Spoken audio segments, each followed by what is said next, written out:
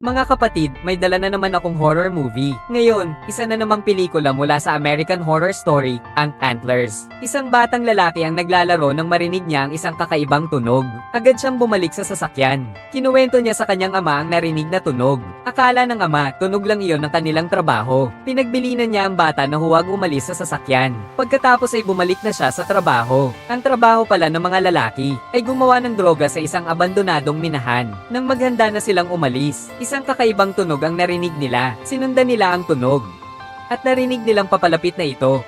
Sa mga sandaling iyon, isang halimaw ang biglang lumabas at inatake sila. Sumunod ang mga hiyaw ng dalawa mula sa minahan. Dahil hindi na lumabas ang ama, nag-isang pumasok ang bata sa minahan. Pagkatapos ay nagbago ang eksena. Si Ginang, May, ang babaeng bida, ay isang guro, at ang kanyang estudyanteng si Dee ay ang ating lalaking bida. Napansin ni Ginang, May na may kakaiba kay Dee nitong mga nakaraang araw. Dahil palagi na lang siyang nagdodoble sa klase. Marahil ay mahiyain lang si Sia Dee. Hindi na rin nag-isip pa si Xiao Mei. Pag-uwi ni Sia Dee galing paaralan, may nakita siyang maliit na hayop sa gilid ng daan.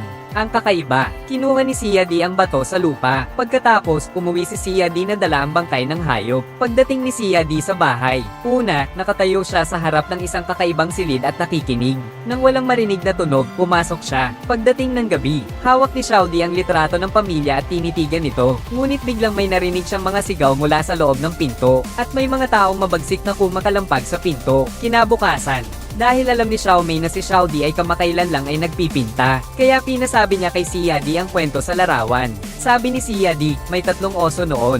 Ang malaking oso, ang maliit na oso, at ang pinakamaliit na oso. Madalas alagaan ng malaking oso ang dalawang maliit na oso noon. Pero isang araw, nagkasakit ang malaking oso. Pag-uwi ng maliit na oso, nakita niya na parang nagbago na ang ugali ng malaking oso at ng pinakamaliit na oso. Dahil wala silang makain na karne. Ito ay nagpapasiklab sa kanila ng husto. Labis na nagulat si Xiao Mei nang marinig yon. Paano kaya magsasabi ng ganyang kwento ang isang bata? Nang matapos ang klase, nakita ng bully na may kalokohan sa kanyang bag. Lumingon siya, at nakita si Xiao Dee. Akala niya si Xiao Dee ang may gawa. Pinindot ni Xiao Dee ang pinto. Buti na lang at dumating si Xiao Mei nang mabilis. Kaya hindi naranasan ni Xiao Dee ang mas matinding pinsala. Pagkatapos, sinimulan ni Xiao Mei ang pagsisiyasat sa mga impormasyon ni Xiao Dee. Nalaman niyang pumanaw na ang ina ni Xiao Dee. Agad ring tinawagan ni Xiao Mei ang ama ni Xiao Dee. Ngunit sa kabilang linya, hindi sumagot ang sinuman. At may isang lalaking baliw na humahampas sa pinto. Kung wala namang magiging aberya, ang lalaking ito ay ama ni Xiao Dee. Pagkatapos ng klase ni Xiao Dee, sinundan siya ni Xiao Mei. Huminto si Xiao Dee sa isang tindahan ng ice cream. At doon ay inanyayahan ni Xiao Mei si Xiao Dee na pumasok at kumain. Ginawa ito ni Xiao Mei upang makipag-usap kay Xiao Dee tungkol sa mga bagay sa kanilang pamilya. Sa kanilang pag-uusap, nalaman na may isa pang kapatid si Xiao Dee at hindi na pumapasok sa paaralan ng kapatid niya. At maghapon lang sa bahay kasama ang ama. Nang tanungin ni Xiao Mei ang tungkol sa ama ni Xiao Dee, nagdesisyon si Xiao Dee na hindi sagutin. At pagkatapos ay tumayo si Xiao Dee at umalis. Malamang, nahulaan na ng matalinong kaibigan. Ang kwento na sinabi ni Xiao Dee kanina ay tungkol sa nangyari sa kanilang pamilya. At saka, sa simula ng pelikula, yung batang lalaki ay kapatid ni Xiao Dee. Tungkol naman sa kung bakit buhay pa ang ama ni Xiao Dee. Tuloy lang natin panoorin. Dahil si Xiao Mei ay talagang nagtataka, diretso siyang nagmaneho papunta sa bahay ni Xiao Dee. Pagdating ni Xiao Mei, kumatok muna siya, pero walang sumagot sa kanya. Pero pagkaraan lang ng ilang sandali, bigla na lang bumukas ang pinto. Bago pa man makapasok si Xiao Mei, biglang may narinig siyang malakas na pagkabangga sa loob. Natakot si Xiao Mei. Magmadali kang magmaneho at tumakas. Nang dumating ang gabi, sinunod ni Xiao Mei ang sinabi ni Xiao Dee. Biglang dumating ang kuya pulis ni Xiao Mei, si Das Huang. Pagkatapos ay tinanong ni Xiao Mei si Das Huang tungkol sa ama ni Xiao Dee. Lumalabas na matagal nang kilala ni Das Huang ang lalaking iyon. Dahil ang ama ni Xiao Dee ay isang taong mahiwaga. Madalas siyang nakabangga ni Das Huang noon. Pero isinaalang-alang nila na walang mag-aalaga sa bata. Sa tuwing mahuhuli nila siya ay palalayain din nila siya. Sabi pa ni Xiao Mei, pumunta raw siya sa bahay ni Xiao Dee at nakarinig siya ng mga kakaibang tunog. Nagalit ng husto si Das Huang dahil delikado para kay Xiao Mei na mag-isa. Pagkatapos ay lumipat ang kamera, parang naghahanda si Xiao Dee ng pagkain.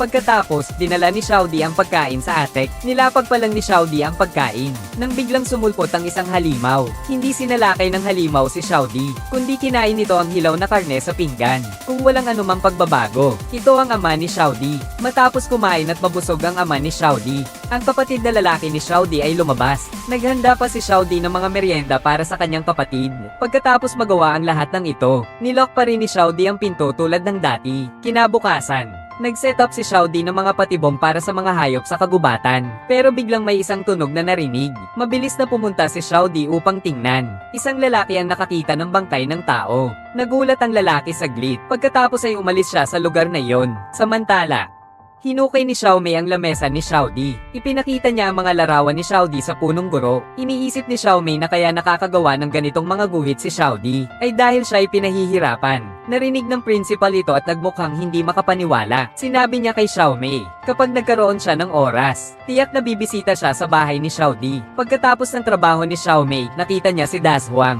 Kaya tinanong niya si Dashuang kung anong nangyari. Sinabi ni Dashuang na may isang sheriff na nakakita ng parte ng katawan ng tao sa kagubatan. Samantala, ang isa pang parte ng bangkay ay natagpuan sa minahan ng karbon. Unang akala nila, ang taong ito ay kinagat at napatay ng isang malaking hayop. Pagkatapos sabihin niyon ni Dashuang ay hinanap niya ang coroner. Ang tinatawag nilang opisyal ng kaayusan ay ang lalaking nakita ni Xiaodi kanina. Ang bangkay na iyon ay marahil ang kasamahan ng ama ni Xiaodi. Pagsapit ng gabi, nagdala ulit si Xiaodi ng merienda para sa nakababatang kapatid. Pero kakatapos lang kumain ng nakababatang kapatid, may dugo pala ang lumabas sa bibig nito. Nagulat si Xiaodi. Agad siyang lumabas. Mukhang nahawa na ang nakababatang kapatid sa ama, kaya hindi na niya makakain ng normal na pagkain. Samantala, napansin din ni Dashuang ang kakaiba. Iniisip ng forensic na namatay ang taong ito dahil sa kagat ng hayop. Ngunit hindi pa nakikita ng forensic ang hayop na ito. Ang mas nakakagulat pa, may bakas ng ngipin ng tao sa braso ng biktima. Labing-labing walang magawa si Dashuang nang marinig ito. Hindi rin niya alam kung anong kaso ito.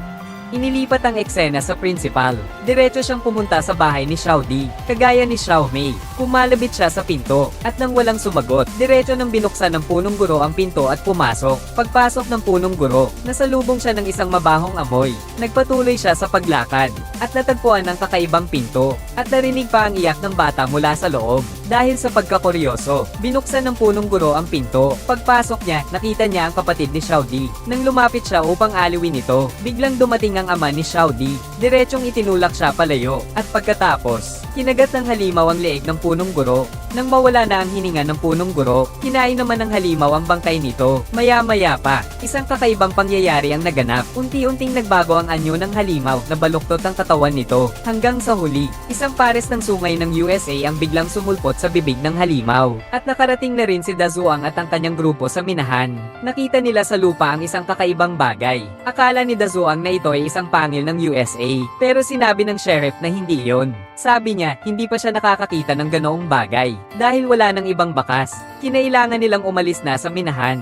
Ang camera ay lumipat kay Xiaodi. Hinarang siya ng leader ng mga estudyante habang pauwi siya. Ayaw makipag-usap ni Xiaodi sa kanya. Lumiko siya at naglakad palayo. Ngunit biglang may lumitaw na isang halimaw. At tinignan sila nito. Nakita ni Xiaodi at tumakbo siya agad.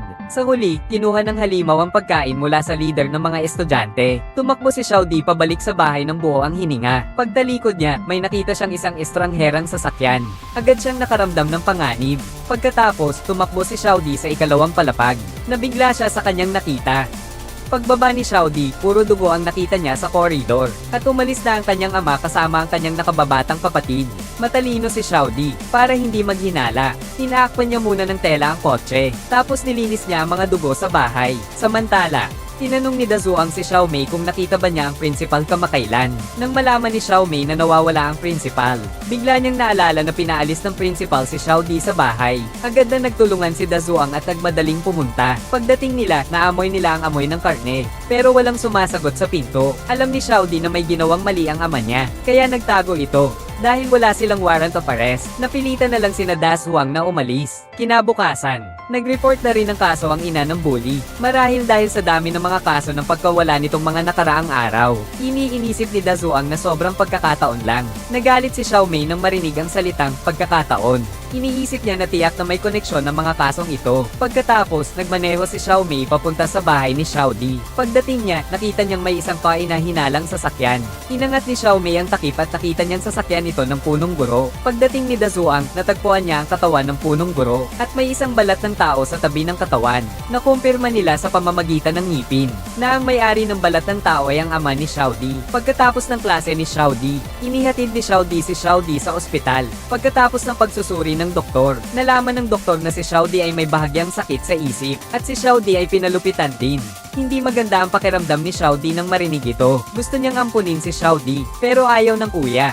Nag-away sila tungkol dito. Pagkatapos, nagbago ang eksena. Si Xiao Di ay natutulog at nagkaroon siya ng isang panaginip. Nalaman na ang ama ni Xiao Di matapos umuwi mula sa minahan ay parang nahawa ng isang uri ng virus. Nung una, may malay pa ang ama ni Xiao Di. Posible dahil natatakot siyang mawalan ng kontrol. Maraming kandado ang kanyang inilagay sa pinto. Ikinulong niya si Xiao Di sa loob at kahit anong mangyari sa loob, hindi niya pinapayagan si Xiao Di na buksan ang pinto. Ngunit isang araw, binuksan ni Xiao Di ang pinto dahil nawalan na ng malay ang lalaki. Hinailan ng lalaki ang kapatid at dinala ito sa loob. Kinabukasan, dinala ni Dazuang si Xiao Mei sa sheriff. Unang ipinakita ni Xiao Mei kay sheriff ang drawing ni Xiao Di. Matapos itong makita, kumuha ang lalaki ng isang libro mula sa loob ng bahay. Kasama na rin ang mga antler ng USA na natagpuan sa mina. Iniisip niya na ang nilalang sa mina dati. Siguro ito yung nasa libro. Ang nilalang na ito ay tinatawag na demonyong kumakain ng tao. At ang nilalang na ito ay may hitsura ng isang walang hangganang butas. Patuloy siyang maghahanap ng mga biktima. Natawa si Dazuang nang marinig ito.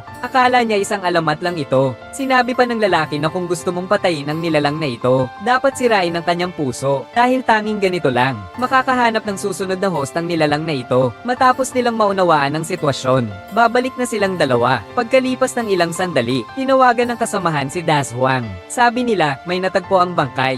Ayon sa sinabi ng kasamahan, ang katawang ito ay ang katawan nga ng isang bully sa paaralan. Sinabi pa ng forensic na ang bata ay kinagat sa gitna. Gayunpaman, hindi pa rin naniniwala si Dazuang sa pag-iral ng nilalang na yon. Napailing na lang si Xiao Mei nang marinig yon. Agad niyang pinapanta si Dazuang sa ospital. Pagkatapos ay iniuwi na ni Xiao Mei ang kanyang kapatid. Natatakot si Dazuang na mapahamak si Xiao Mei. Kaya pinagawa niyang magbantay ang mga kasamahan sa harap ng bahay. At sinabi ni Xiao Mei kay Xiao Di sa loob ng bahay, napatay na ang kanyang ama. Ngunit sinabi ni Xiao Di na hindi patay ang kanyang ama. Sinabi niyang nabuhay muli ang kanyang ama. At kasama pa ito ng kanyang kapatid na lalaki. Sinabi pa ni Xiao Di na darating ang kanyang ama at dadalhin siya papasok sa minahan.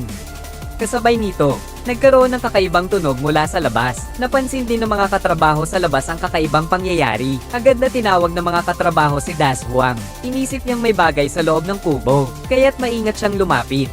Nang makita ito ni Xiao Mei, agad siyang nagtakbong nagtago kasama si Xiao Di. Pagpasok ng lalaki sa bahay, nakakita ng isang bata, ngunit isang halimaw ang biglang lumabas. Diretso nitong ipinasok ang paa sa katawan ng lalaki. Pagkatapos, hindi na huminga ang lalaki. Pagkalipas ng ilang sandali, dumating na si Dazuang. Samantalang si Xiao Di ay sinamantala ang hindi pag-iingat ni Xiao Mei at tumakbo papalabas mag-isa. Pagpasok pa lang ni Dazuang, nakita na niya ang katawan ng kanyang kasamahan. Nang makita ni Dazuang ang bata, muling lumabas ang halimaw. Diretsong itinulak si Dazuang. Ang batang nasa gilid ay tila tinatawag ng kanyang ama. Tumayo at diretsong umalis. Gusto sanang tawagin ni Dazuang ang tulong, pero nasira na ang kanyang pager nang hindi na siya makarinig ng ingay. Akala ni Dazuang ay umalis na ang halimaw, ngunit muling nagpakita ang halimaw. Mabuti na lang at hindi tinamaan ang kanyang mga mahalagang bahagi. Kinuha ni Dazuang ang kanyang armas at nagsimulang lumaban. Dahil sa sakit, binitawan din ng halimaw si Dazuang. Nakita nitong humihinga pa si Dazuang, kaya't pinagbigyan na nito ng pangwakas na suntok. Pagkatapos ay tumalikod at umalis ang halimaw. Lumabas na rin si Xiao Mei nang hindi na siya makarinig ng anumang ingay. Agad na nakita ni Xiao Mei ang kanyang kuya. Unang ginamo ni Xiao Mei ng simple ang sugat ni Dazuang. Pagkatapos ay sinabi ni Xiao Mei kay Dazuang na pupunta siya sa minahan ng karbon para hanapin si Xiao Di. Nang marinig ito ni Dazuang, nagpasyang sumama siya kay Xiao Mei. Pagdating nila roon, tinawagan ni Xiao Mei ang ambulansya para kay Dazuang. Dahil si Dazuang ay nawalan na ng malay, si Xiao Mei ay nag-iisa nang pumasok sa minahan. Pagkapasok ni Xiao Mei ay natagpuan niya ang magkapatid. Ngunit paglingon ni Xiao Mei sa gilid, ang halimaw ay kinakain ng bangkay ng hayop. Paglingon ng halimaw ay nakita si Xiao Mei. Nakita na nakasuot ang halimaw ng balat ng mukha ng tao sa ulo nito. Si Xiao Mei ay lubhang natakot. Itinutok niya ang katotohanan at pinaputukan ng halimaw. Isang sampal ang ginawa ng halimaw at tinabig ang katotohanan. Nang muli na naman buhati ni Xiaomei ang baril, biglang sumulpot ang halimaw sa likuran ni Xiaomei, at sinampal ulit si Xiaomei. Gumapang si Xiaomei sa gilid at nagsindi ng isang signal flare, at parang natatakot sa liwanag ang halimaw. Hindi ko kayang lumapit kay Xiaomei. Tapos, kinuha ni Xiaomei ang isang bakal na pangtusok. Itinusok niya ito sa katawan ng halimaw. Kasi ang kahinaan ng halimaw ay ang puso. Walang epekto ang mga atake ni Xiaomei. Parang walang nangyaring pinsala sa halimaw. Nang papatayin na ng halimaw si Xiaomei, si Xiaodi ay sumaksak sa puso ng halimaw gamit ang kutsilyo. At pagkatapos, ang nilalang ay bumagsak sa lupa at hindi na umimik. Alam ni Xiaomei na hindi ganoon kadali mamatay ang nilalang na yon. Ginamit niya ang kutsilyo upang kalugan ang katawan ng nilalang. Ang puso ng nilalang ay tinanggal ni Xiaomei. Hindi pa sila nakapagdiwang ng matagal. Bigla na lamang may narinig silang sigaw mula sa gilid. Nalaman nilang ang nilalang ay lumipat sa katawan ng bunso. At pagkatapos, nilapitan ni Xiaomei ang bunso na may hawak na kutsilyo. Nakita ni Xiaodi, hindi ito pwede. Inisip ni Xiaodi na may sakit lang ang nakababatang kapatid. Dahil sa paulit-ulit na pangungumbinsi ni Xiaomei, umiwas si Xiaodi sa daan. Sa huli, napilitang patayin ni Xiaomei ang nakababatang kapatid. Nagbago ang eksena. Magkakaibigan na naglalaro sa tabi ng ilog. Nang handa na siyang umalis, biglang umubos si Das Huang. Pagtingin niya sa ibaba, itim na dugo pala ang kanyang isinuka. Dito nagtapos ang pelikula.